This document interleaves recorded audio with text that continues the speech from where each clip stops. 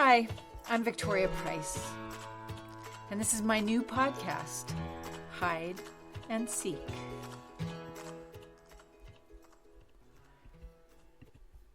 But before we jump in, I need to be honest.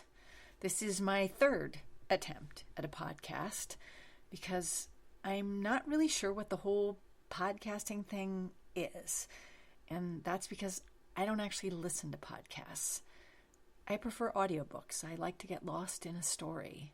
But lately, I download audiobooks and then I forget to listen to them.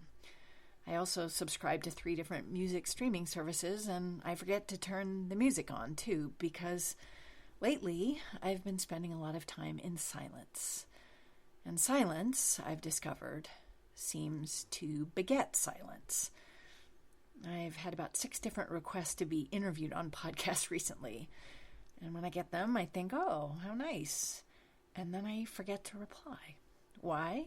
Because I don't feel like I have anything to say right now. Anything that I haven't already said or written. Anything that anyone really wants to hear. And this is the very dubious place from which I am starting this podcast. Doesn't really sound like a recipe for success, does it? But I do have a good reason. 10 years ago, I made a promise to myself to change my life, and I did. But it was hard. It was hard to break the habits that had gotten me to a place of being really, really stuck. There were many small victories and big aha moments along the way, but these were the top 3. I spent a year on the road celebrating my dad's 100th birthday in 2011, 10 years ago. And in that year, I realized that my dad's legacy to me wasn't his fame or even the interesting things he taught me. His legacies to me were love and joy. So after that year, I realized I had to find more joy in my life. But I kept stumbling into all these roadblocks. Until one day, the thought came pretty loud and clear. You need to create a daily practice of joy. Problem was, I had no clue what that meant. So I tried and I failed and I tried and I failed until I found the thing that kept me accountable. I began a blog called The Daily Practice of Joy, and knowing that I had to write about my attempts at practicing joy made me keep showing up to practice joy. And I kept showing up over and over again. And gradually, my life actually changed. I went from being this miserable workaholic who loathed herself to being somebody doing things she felt hopeful about and even a little bit proud of. Someone who graduated from 2 seminary programs and wrote 2 books and traveled around the world sharing a message of joy and love. Then last year, a year ago today, actually, my book, Living Love, 12 Heart-Centered Practices to Transform Your Life came out. Honestly, it wasn't great timing. We were less than a month into lockdown, and my publisher was in the middle of bankruptcy proceedings, and the whole world was reeling and scared. But at first, I thought it was an ideal time because I know that living love can transform anything. So I did about 30 different interviews and podcasts and posted videos and blogs about the book every single day for almost 2 months. I wrote my Daily Practice of Joy blog every single day from January to June. Yet gradually I began to realize that people weren't seeing the connection I saw between heart-centered practice and living through a pandemic. After that came the summer of Black Lives Matter, followed by a vicious election cycle, during which compassion and forgiveness, 2 of the main heart-centered practices, gratitude, those all felt pretty pie in the sky to a lot of people. But still, I felt so clear that these practices were anything but pie in the sky, that living love really was essential to both individual and national and global and planetary healing. And now it's a whole year later. And the talk is all about getting back to normal living, except that we seem to keep taking 1 step forward and 2 steps back. And I keep thinking, what is normal living if we're not living love? It's just going back to the same old, and expecting different results. And that, as Einstein said, is the definition of insanity. So, in other words, here I am once again, believing that living love can make a huge difference. Except now I'm asking myself a whole different question than I did a year ago in 2020. I'm asking myself, What is it about how I shared the message that didn't come through before? And the answers I'm finding, of course, have everything to do with me and not very much to do with anyone else.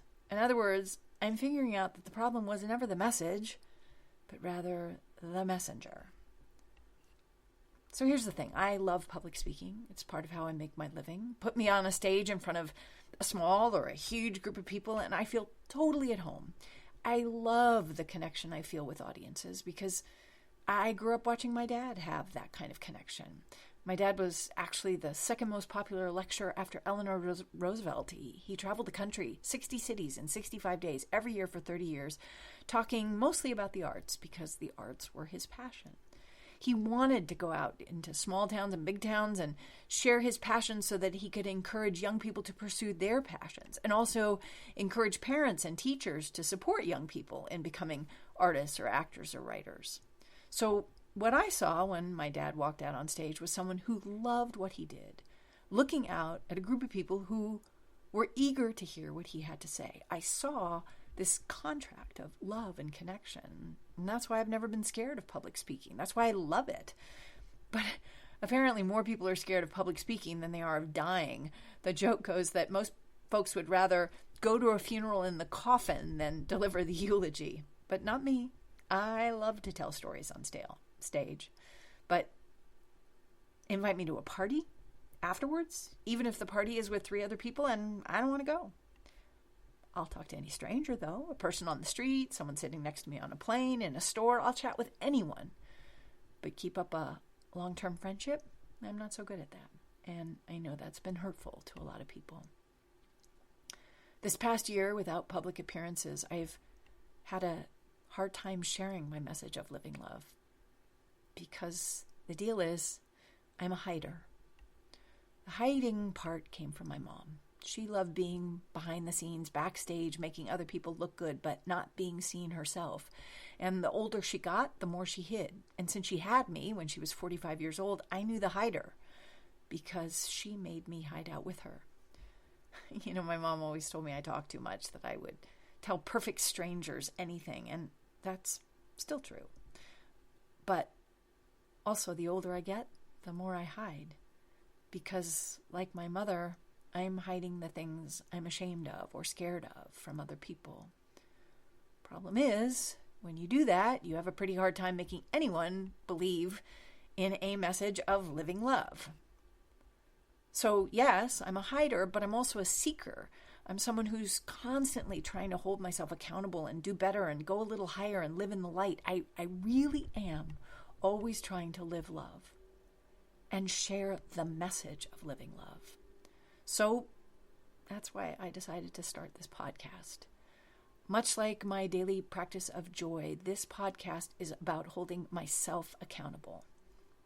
To whom? Well, I already hold myself accountable to myself and my higher power, which is love. But if we get too isolated, we don't hold ourselves accountable to others. And then, well, we're hiding. So once a week, I'm going to post this podcast and also put it up as a blog to hold myself accountable to sharing my daily heart-centered practices, the ones that have really transformed my life. Everything, my friend Karen tells me, needs to find balance. And right now, the hiding and the seeking actually are fairly balanced, but the sharing is nowhere in sight. And sharing is what rounds out the full circle. So this podcast and blog are that sharing. What am I going to talk about? No clue. Will anyone listen? No idea. But I know I have to do this. And I hope that whatever I share about these practices that continue to transform my life, might help someone else. Maybe others, hiders and seekers, or anyone who feels out of balance, who struggles to find peace in their own paradoxes. You know, paradox is one of the most interesting things to us humans.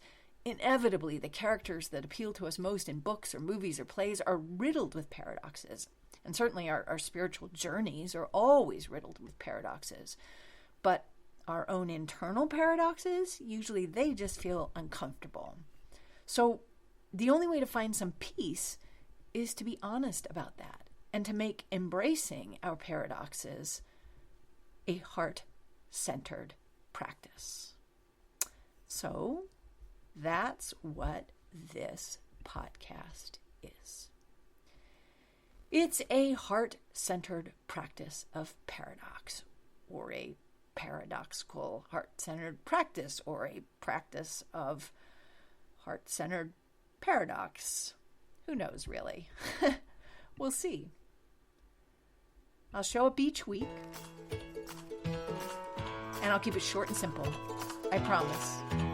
Or I know I won't show up.